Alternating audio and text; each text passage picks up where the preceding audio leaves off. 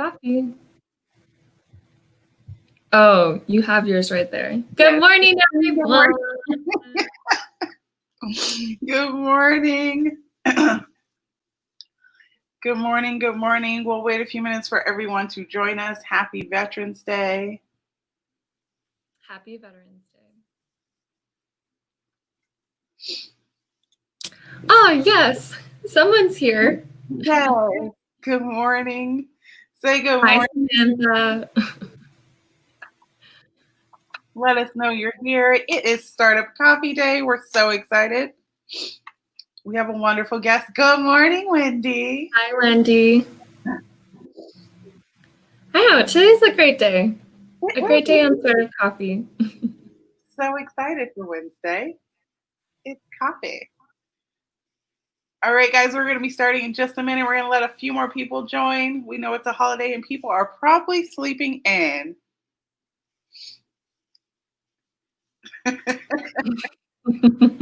What's in that coffee? Good morning, Akil. Hi, Akil.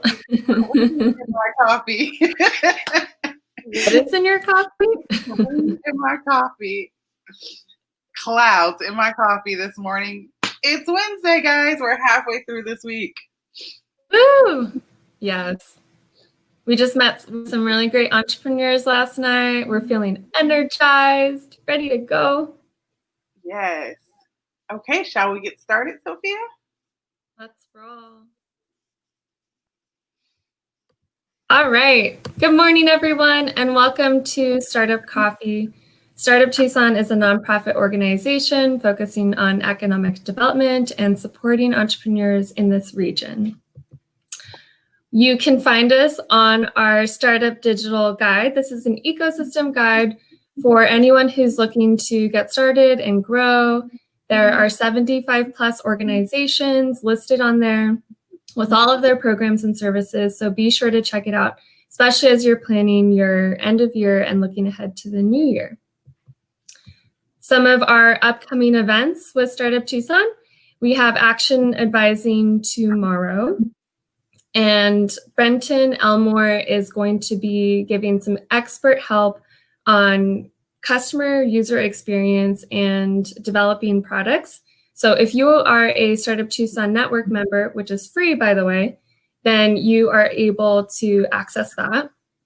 And then on November 17th, that's a Tuesday, we have another Startup Lab 101. We are super excited to see entrepreneurs still going, especially right now, and who are ready to start their business or grow their business or make kind of a big pivot. And we help you map it all out. And Startup 101 is where you get started with that.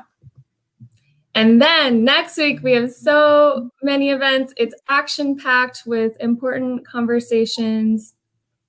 Thursday in the morning, we have Innovating Across Borders. This is part of Global Entrepreneurship Week, and that'll be another episode on innovation economics. We will have some international companies. We will have the University of Arizona Center for Innovation, Eric Smith, come on there and talk about what it looks like to do business internationally, but to place business here in Tucson.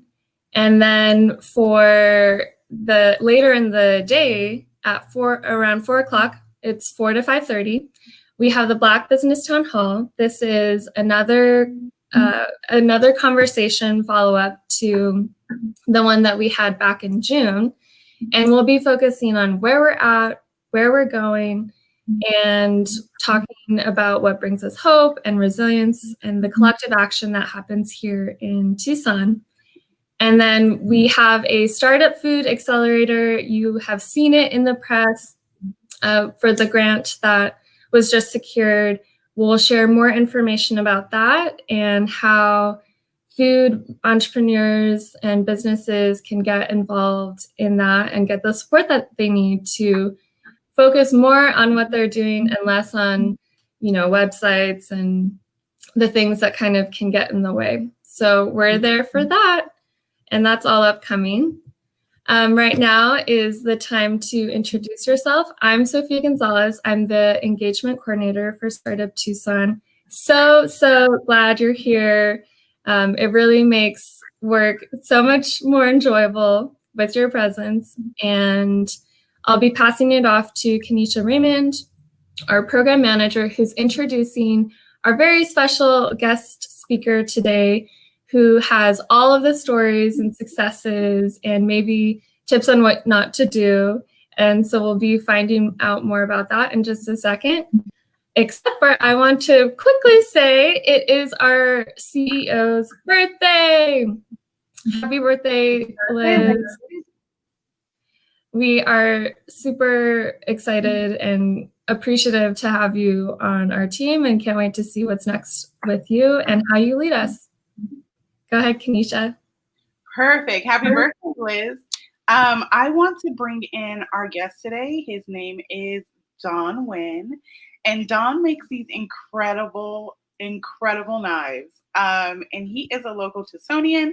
And so today we're going to talk more about how he started and where he's going and kind of the path that he's been on since the beginning. So help me welcome Don Nguyen. Hey, how's it going? It's good to be here. Good morning, Don. Don, introduce yourself to the world and tell them more about what you're doing. So my name's Don Nguyen. I'm a full-time knife maker. I've been doing this for almost 10 years now.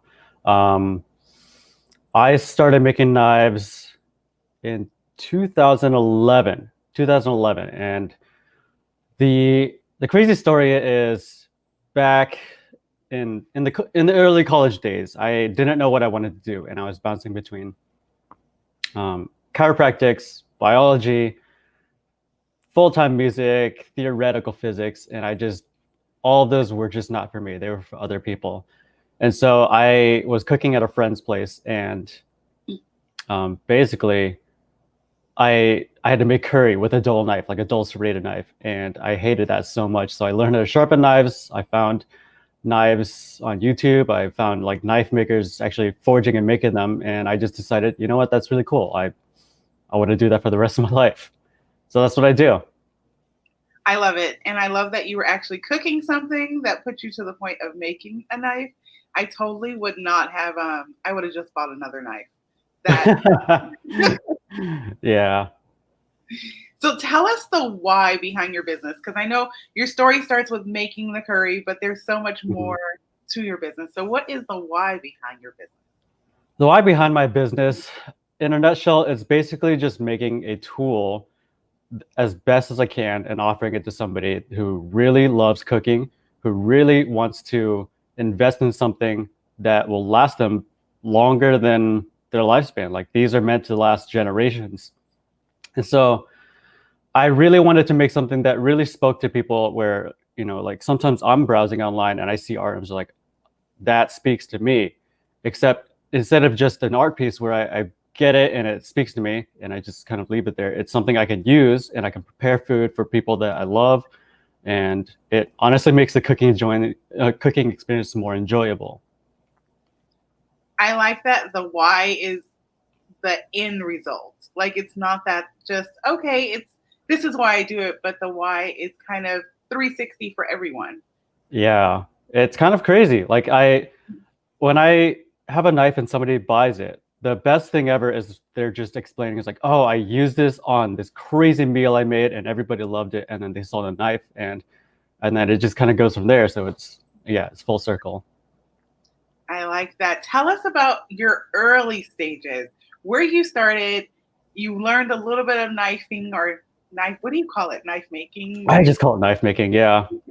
So you learned a little bit of knife making on YouTube, but you also went to Pima College. How did that all come together to now what you're doing? Yeah, so basically what happened was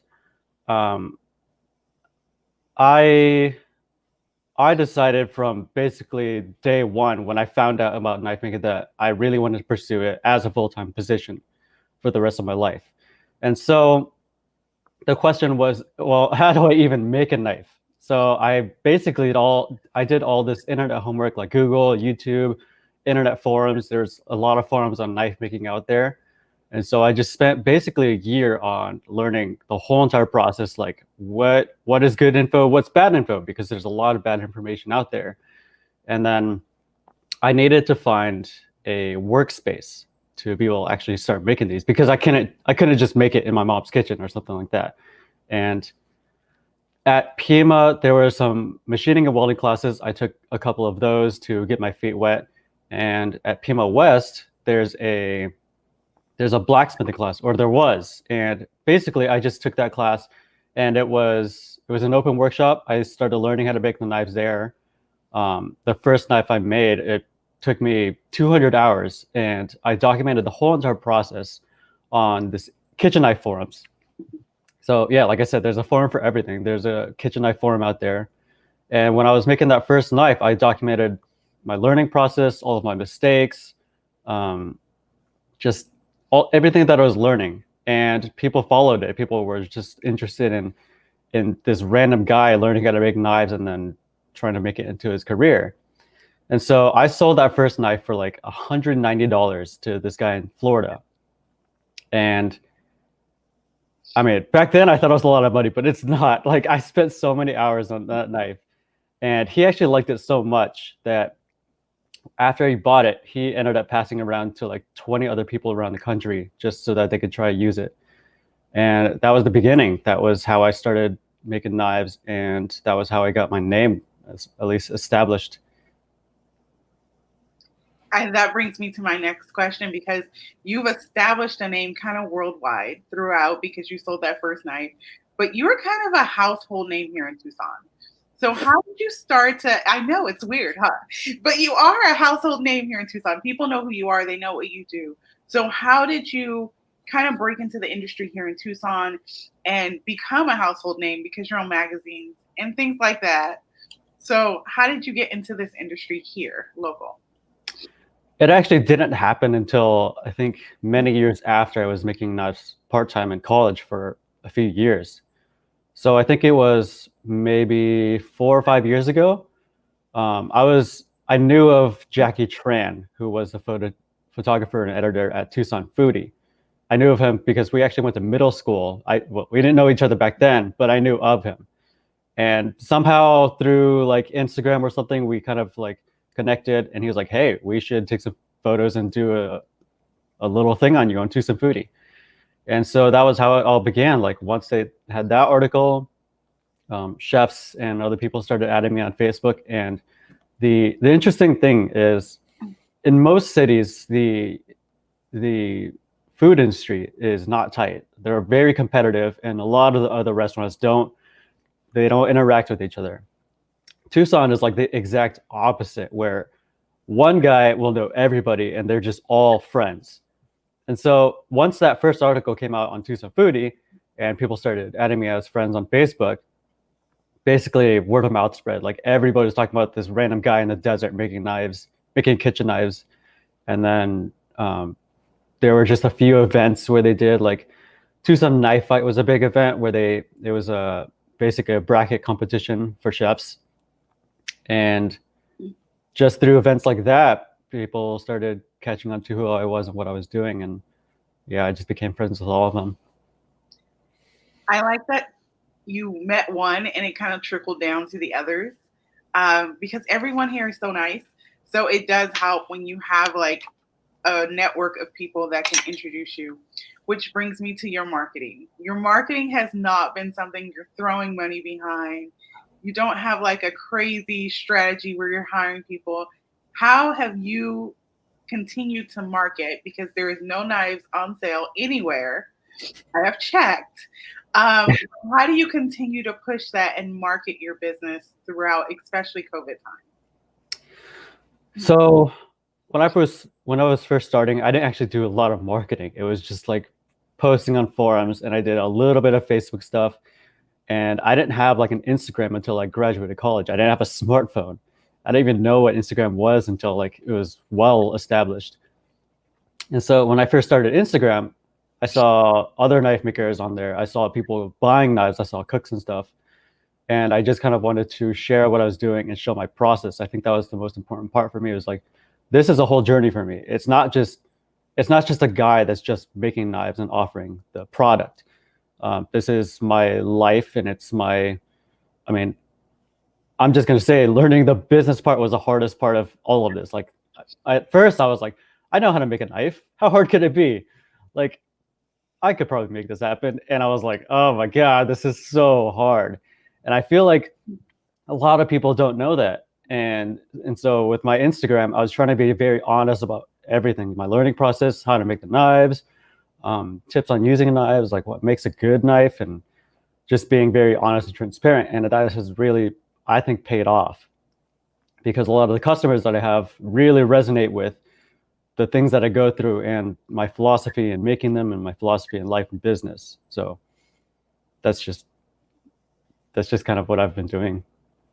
How did you learn the business part of your business? I mean, I don't know if I have yet. I learn as I go. So when I first went full time, I knew nothing, like absolutely nothing. So when I was in college, right before going full time, and I had decided like this is really what I want to do, like I'm committing now. I wasn't prepared. So when I made the jump to go full time, I hired my full time assistant, who was a great friend of mine, and I was just like, well, we just gotta make knives and sell them. Like that's basically it. But I didn't realize there was everything else. And so I didn't have an infrastructure. I didn't have a foundation on a business. I didn't have habits set up so that I could actually be successful. And I just didn't have discipline. And I was trying to work off just motivation and being hyped about things, which isn't sustainable. It's not consistent. And so I had to learn everything from scratch. Like one example, when I'm making the knives, my body hurts. Like my neck hurts, my back hurts, everything hurts. And so on those early days, it was an actual problem. I was like, this is actually painful. I have to go lay down today. And then I was just like, this is a problem. I need to solve it. How do I do that? So I learned how to do some basic yoga routines, and I do that every morning now, and it helps. And that's kind of how I've been doing it. It's like, well, this is a new problem. How do I solve that?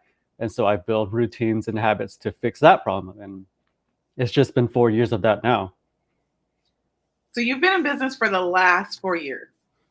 Full-time business, yes. Part-time for many years before that. Okay. What has changed since you switched from part-time to full-time and full-time to now you're at the 4-year mark? I think the biggest thing was freedom. When I was part-time, I was still in college. So I was doing materials engineering at U of A. And those days were very different. It was like everything was laid out. You had your classes. I had my knife making. Like everything was just like step 1, 2, 3. That's that day right there. Next day, same thing. You've got your path laid out. And it was like that for the whole entire year. Like I had my path set out every single week, every single month, every single year. When I graduated college, it was totally different. And I had no idea how to deal with that. I was like, I have all of this freedom now. And then came like, well, with all this freedom, now I'm facing anxiety, which I've never felt before. Like stress was a thing in college. Anxiety was different. I had to battle mental hurdles that I have never faced before. And that was a whole learning process. And so I basically had to learn personal development. That was the biggest thing from going part-time, full-time to full-time, which was learning about myself, basically. Mm-hmm.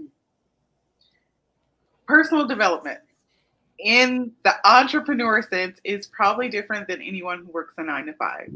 Yeah. How do you slowly start to work through the personal development, which kind of leads into your business? In the first year, it was a lot of like floundering and just trying to figure things out. And then after that, it was making a list of every problem that I had and slowly working through each of those. And then from there, it was just learning. So I read a lot of books every year on every problem that I had. So one of them was habit development. So I learned I read The Power of Habit, and I basically took a lot of those concepts and applied into my life. And basically, as problem after problem, I develop a habit or a routine or solve it some other way, and I go through that list. And so now the list is a lot smaller, and I don't have to go through like huge hurdles like that. I still face hurdles, but they're not giant milestones to overcome. I think those days have mainly come and gone. Thank you, one, for sharing, because I think as entrepreneurs, we go through so much, but we don't share a lot with others. So everybody thinks they're kind of out on a limb by themselves. Yeah. And developing habits and just that whole personal development is a huge part of being an entrepreneur that sometimes gets missed until we're like at the brink and then we don't know what to do. Oh yeah. Oh my God. And I mean, you see people online and you see the highlights of what they do. So you're like, oh my God, they're making it look so easy. Like, how is it so hard for me? Like, I can't even go to day without just like waking up late. I miss schedule. I like my project's messed up and all this other stuff. And like, you look at these people online and they've got everything lined up, but you don't realize they have bad days too. They have days where they're just like, I can't come into work today, or they had to take that week off, or, you know, like they've been doing it for years. So they've built up that foundation where you're just starting. And I think that's important because I didn't know that when I started. A lot of other people that are starting knife making don't know that. Yes. I think it's comparing somebody's ending to your beginning. Yeah. And a lot of people only give you the pretty stuff online. Oh, yeah. Until they give you the real, like you're just thinking it's all great. It's the best thing since sliced bread until you actually go through the process. So that takes me to your philosophy, because you talked about that a little bit. When we talked before, you said that your philosophy is to showcase people, chefs, and bartenders. Tell us more about your philosophy and why is it important to your company and to you? Oh, man. I don't know if I have one single philosophy. So, like, the big idea for me is just making the best knife possible and making the coolest stuff nobody has ever seen. There are a lot of, I mean, when you break down a kitchen knife, ultimately it's a blade, it's a handle. There's only so many shapes you can do. Like, if you start going too crazy, it's not usable. But there are a lot of embellishments, a lot of little details, a lot of combinations of different things from other things, like other types of knives, or like cars, or like right now I'm studying watches. I like taking those elements and bringing them to kitchen knives. And I like experimenting and making something that is basically something nobody has ever seen, something I enjoy trying to do if I don't know if it's possible, and then seeing if it works or not. That's basically been my journey since the beginning. That's always, actually, since before the beginning. I've always kind of done that for every other thing too. So my mind is telling me that at some point when you were like 5 or something, you were some kind of entrepreneur. Did you sell candy? What did you do as an entrepreneur when you were like? I had a lot of failed attempts at entrepreneurship in middle school. Let's see. I remember drawing like this huge elaborate Rolex, like a nice watch, and I made every little detail. I showed it to my teachers and other classmates, and I was like, "Oh, this is." I spent like days on this, and I was like, "Oh, if people like this so much, what if I just scan it and print it and then sell it to people?" And I tried doing that, and some people were interested, and I was like, "Oh, well, I'll sell it to you for like $5." And then teachers caught on like, hey, you can't do that. I was like, but why not? Like, I'm trying to like buy some candy money or, you know, whatever. And that was one of my earliest memories, I spent so much time on that drawing, but on other things I've always spent a huge amount of time trying to do something else too. Yeah, But I think it's the creation part. For me, I like the creation part, coming up with an idea and then making it happen. I think most creatives like the creation part, but you're into the creating and making it happen, which doesn't always happen for a lot of people. Yeah. Well, it's been a lot of failure too. There's a lot of failure that I don't think people realize. And there's a lot of,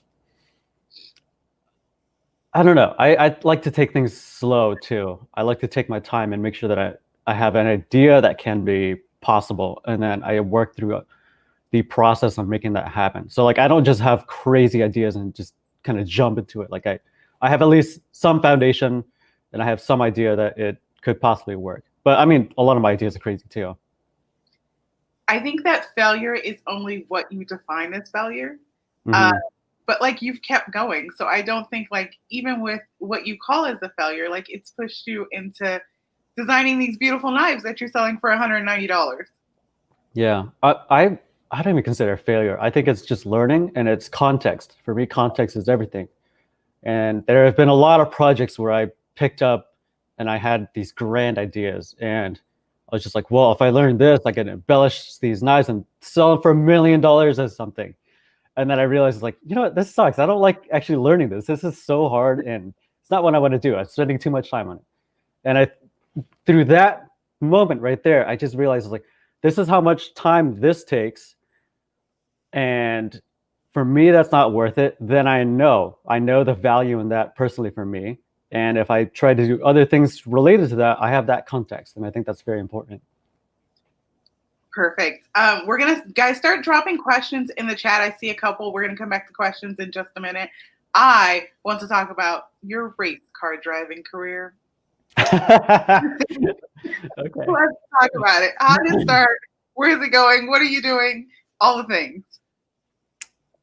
My dream job when I was a kid was to become a race car designer. And I remember that very distinctly as a kid. I learned how to draw as a kid. And like 90% of my drawings were just cars. I loved cars. I love expensive cars. I love race cars, hypercars, supercars, you name it. That was my dream. And that's where kind of like this whole thing started. It's like I loved ideas and trying to make them happen. I kind of lost the car thing until U of A. At the U of A, there was a club called the Formula SAE Club. And it's an intercollegiate club that's, you know, like dozens of other club or universities around the country have a similar car club like this, and they all compete. And I saw the car. It was like this. It's basically a Formula car scaled down, and they just make them. So at that club at the U of A, they design, build, and race the cars, and I thought that was the coolest thing ever. And so that was my life at the U of A, like race cars and knives and trying to survive classes. So basically, I joined that club and I had no idea how to work in cars, like absolutely no idea. I didn't know what brakes were. I didn't know how to service anything. I didn't know how to really change the oil that much. And they taught you from square one, like, well, if you don't know anything, these are the components of that race car. And this is how the engine works. This is how the drivetrain works. This is the frame. This is what it does. This is the suspension. And so I basically went through that for 4 years. I started doing frame design there. I did fabrication, and then I started doing like brake design, ergonomics, and then I got into project management towards the end. But it was a lot of fun, and those cars are fast. I love it. When I looked at your website and saw the cars, I was like, oh, I can't wait to have him on. The best cars. I have to shout out Alyssa, who said your new brand name is Race Cars and Knives. Because that was my thought.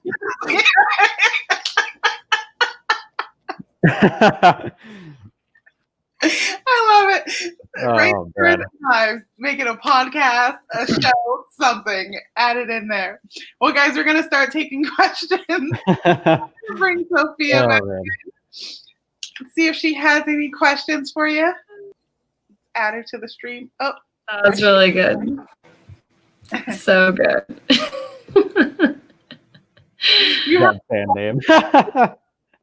That's the funniest thing. But it's an acoustic band. Okay. There's so many questions. We could take it so many different routes because of your background there, your diverse background. So let's see. There are questions about pricing, and there are questions about going into local stores, and maybe we can combine those two together. Okay, so we have, are you anywhere local here? Are you only online? I'm only online. So the only knives I make, I put on my email newsletter, and then they're usually gone within 10 minutes. So sign up for his email newsletter. So yeah, having knives in local stores, I would really have to scale it in a way that I don't think I'm very interested in. I like just making them one by one, basically, or in small batch quantities, if that.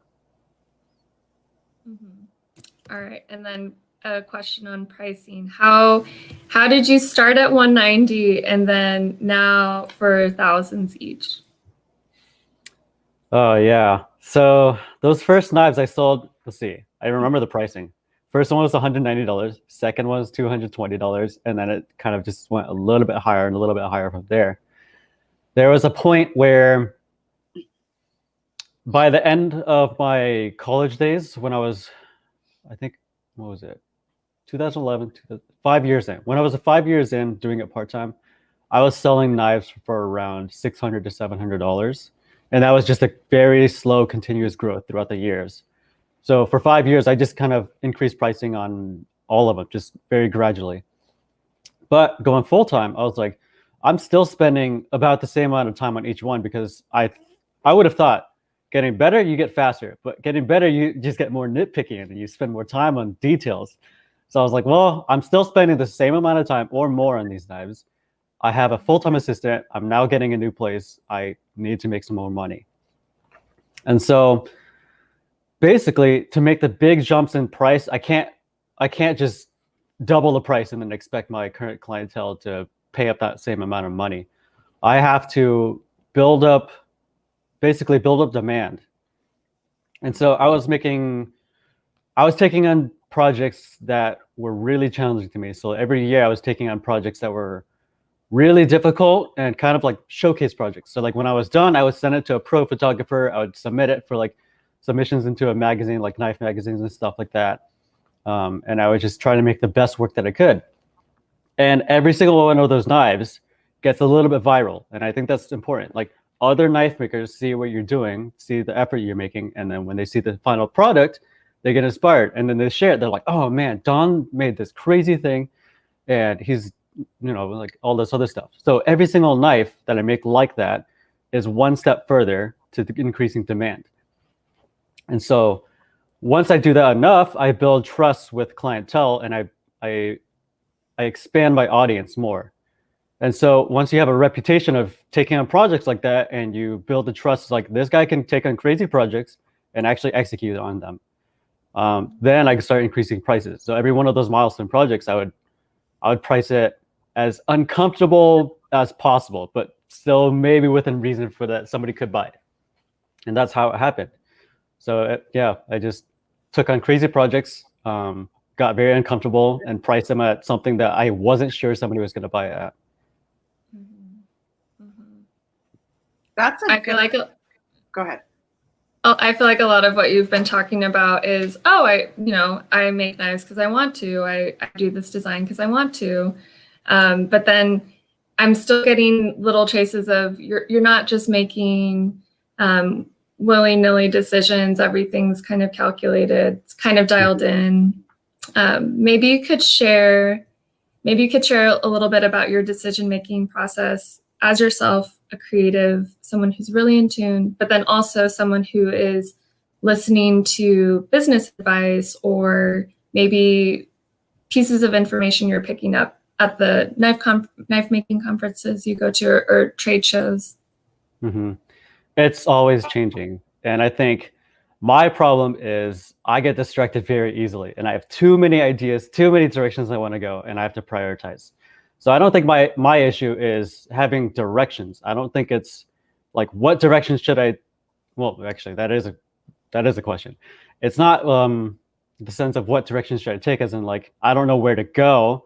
It's, I have all these avenues for growth and I have to prioritize each of them if it's worth basically that year that I want to spend on, because every single one of my major decisions as far as like growth or scaling or taking on somebody to help edit videos or anything like that, it's basically a 1 year learning and development phase for me. And so I have to decide, well, if I start learning how to make this insane knife, that's 2021 for me. Or I could spend that year and scale up my YouTube channel, or I could spend that year and learn gold engraving, or I could spend that year and really focus on scaling up my production, making more money, and then hiring somebody else. So I think it's a lot of open open-ended possibility, and it's just kind of prioritizing where I want to go. And the problem is I change my mind like every 2 weeks. Yes. I was wondering if, the question that you have for the full year, if you're doing that every day, is this what I want to be doing today? As it lines up with your yearly focus. Yeah. Okay. We have another question from Liz, and maybe, I don't know, can we do a little show and tell? Oh yeah. Let's see what I've got. So I've got actually one in the works right now. So this is just a knife that I'm working on right now today. It's getting finished. So right now, like the blade needs to be totally finished out. This is the full tang right here. It's got a bunch of holes in it for epoxy adhesion. When I glue the knife, you want the glue to go from handle to other side of the handle. You don't want just like the handle material to the steel itself. Everything tapers, so that's very important for me. Like you can see that there's a dynamic taper, like it gets thick to thin, thick to thin. It's not just one dimensional. And so there's all these little details that go with this knife that make it perform better and feel better. Feel is one of the most important things.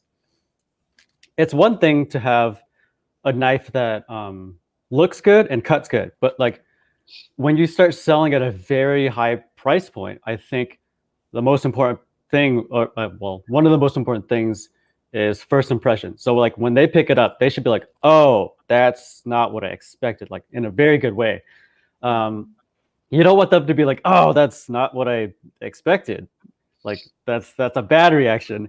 So there's all these little details. It's like, well, if most of the mass is right here, you have to think that a chef grabs it and they hold it right at the pinch grip. This is where they hold it. And so a lot of people, they're like, oh, well, I don't like heavy knives. I like light knives. I like knives with balance towards the rear. I don't like that because if you're holding the knife in this grip right here, I like the weight to be right there. And then I like the ends to be light so that there's less, basically a lower moment of inertia so that it's like easier to swing around. So little things like that. And then this is the handle that's going on it. So I've got two pieces of this basically. This is fiberglass composite. It's a red layer and a gray layer. So basically there's gonna be two of these going on each side of the knife. So I'll glue it with pins to hold it in place and then shape it into the final thing after that. And then I've got like a bunch of stuff in the shop if you guys want to see them later. Awesome. Thanks for that. And then Liz had a follow-up question with how much do you sell your knives for and how long is that wait list? Do you have a sense for how long that wait list is? So how much do I sell my knives for? My current pricing for a basic chef's knife, something like that, starts at $2,500 and it scales up depending on the build, the design, and the material. So like if I go really crazy, like one of those milestone projects, the one I made this year sold for $10,000. So it really depends on kind of how crazy I go and who's willing to pay for it. And also how much I market it, like how much do I hype it up? And a lot of that is showing the entire process. Like I make videos on like, this is from design and finishing it out. Like this is the whole entire process. And these are all my struggles. So a lot of the clientele will actually watch those videos and they value the amount of time and thought that goes into it. And the wait list, I actually closed my order list like years ago. I don't do custom orders anymore. But I do have an existing list from back then. I opened up for a day and now I think it's a 3-year waiting list. Wow. There you go, everyone. There's one other one I wanted to get to. Have you ever had someone say it's bad luck to give a knife as a gift? Yeah, my mom has told me that. I've heard that actually a lot. She says, don't give people knives. If you do, they have to give you like a penny or $1 so that it's a transaction. Because something about giving somebody a knife is like, it's bad juju in a lot of those cultures.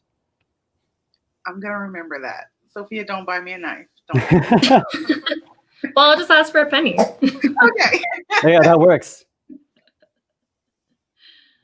Well, I think that's all the questions we have. Sophia, did you have any final questions before we ask our last question? Well, yeah. So I'm still curious. When you make kind of your business goals, your business growth goals, you're just looking at your year. Are you ever looking beyond that? Do you think you ever will, or do you really have you honed in that timeline for yourself? Yeah, I do have goals beyond like the year, but I think they're always shifting, and I think that's okay. I have some really big ideas. Like one day I would love to get a giant plot of land somewhere in Tucson, build a giant warehouse, and just like have a bunch of people working with me. That would be a really nice goal. It would be a nice goal to have like different lines of knives and different people working on different stages of them. It'd be nice to, I don't know, scale up my YouTube channel and have that really take off. And I think about a lot of different goals and where I want to be in 5 years, but they're constantly always changing. But I think the end goal is always going to be the same, as like keep making better knives, keep making more knives, and then try to make the people around me very happy. So like my full-time apprentice, I try to treat him as best as I can. And I think anybody else that comes to work with me, I try to do the same. Let's do it. Let's grow it. Oh, we have some last minute questions here. Okay, so questions about knife life expectancy. And then we have another question from Esteban. I think you addressed mass production to do it at a lower price. So we could put those two questions together. Mm-hmm. For knife life expectancy, a really good knife should last, I think, 100 years or longer. Like the steel will last centuries as long as it doesn't rust away, as long as you don't sharpen it away. The handle is going to be the weak point, because handle materials tend to shift and move over time, even like really stable ones. The epoxy between them is always going to degrade. There's going to be a certain lifespan with that. You can get away with doing like basically like physical hard fasteners, so that when the epoxy starts failing, the fasteners will hold it. A lot of old knives, you actually see that they have like rivets, like the wood is like falling apart, but you've still got the rivets holding the hodgepodge of wood together. But yeah, the steel, as long as it's like well taken care of, it's not sharpened too severely, should last hundreds of years. And then would I ever consider doing mass production? That's something I think about a lot. That's one of like the 5-year plans. I think that would be like a possible goal. The debate I have in my head is, if I start offering a lot of those knives, does it take away from the demand at the upper level on the knives that I make, by hand? I don't think it would be an issue, but it's always something that I'm like constantly thinking of. Right now, I don't think it's feasible for me to do that, just because we're a 2-man team, and to scale up to that point would take a lot of effort, or it would take basically designing with a company, and they would do a lot of that production work. So I've thought about it, but not quite sure yet. Well, our last question for you is, what can you leave our entrepreneurs with? Like, what is that one thing, either inspiration or how to move forward? Something that I've been kind of pondering about the last couple of weeks a lot is the nature of work and how much it's value to you personally. So I see a lot of entrepreneurs doing stuff that's like, well, this seems like it's the new trend. This has got a lot of hype for it, and I'm going to do this because it looks like there's a lot of potential success. And to me, I don't think you have to make a lot of money to be successful. I don't think you need to have the craziest scaled up business to be successful. I think you just need to do work that means a lot to you, work that means a lot to the people around you, like in your personal circle, and do something that really matters to you and might change somebody else's life in small or big ways. And I think that's important. Well, thank you so much, Dawn, for being here with us this morning. I truly appreciate it. And Thank you. we're clear, we're coming over to see all of the knives. Maybe Yeah, that'd be fun. we're coming over. Sophia, what do we have coming up? What's our last slide? And Dawn, stay with us for a few minutes. Okay. Yes, thank you for sharing all of your story. And I'll put it. your startup coffee mug. Yes, and being on brand. Okay, so really quickly, I think people, I don't know if all of Tucson has seen it. You should have seen it. Startup Tucson is doing a really exciting project. We are doing a food accelerator for those who are in agriculture or food producing businesses. And this is an incredibly exciting opportunity, I think, and we're going to get to see so many amazing things from it, from this food accelerator. And right now, we're just going to give you some 3 steps to look ahead with it. Is that we want you to join the Startup Food Accelerator if you're an existing business who is looking to grow and scale. We want to also offer building a modern e-commerce website with you. Websites can be challenging and growing food is way more interesting. So we want to partner with you to make that process seamless. So if you're an existing food or agriculture business, then we want to partner with you. And then finally, we want you to apply for access on a special online platform that is coming through Visit Tucson, where all of our local food and ag products can go onto this website. And so make sure to check out, let's see. Well, the link is there. There we go. The screen has went away.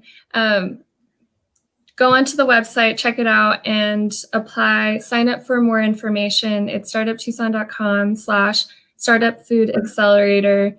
It'll be on our website. It'll be all over social. So be sure to check out more information on that. Also, the website is beautiful, designed by Dre. So go check it out there. And everyone, thank you so much for joining us on Startup Coffee. It's been a great morning. Yeah. Good conversation. Good questions, everyone. And also, go ahead. Be sure to say happy birthday to Liz today because she's awesome and she needs all the birthday love. Happy birthday, Liz. Thank you guys again for joining us. We will see you next week for Startup Bites. Have a great week, guys. Bye.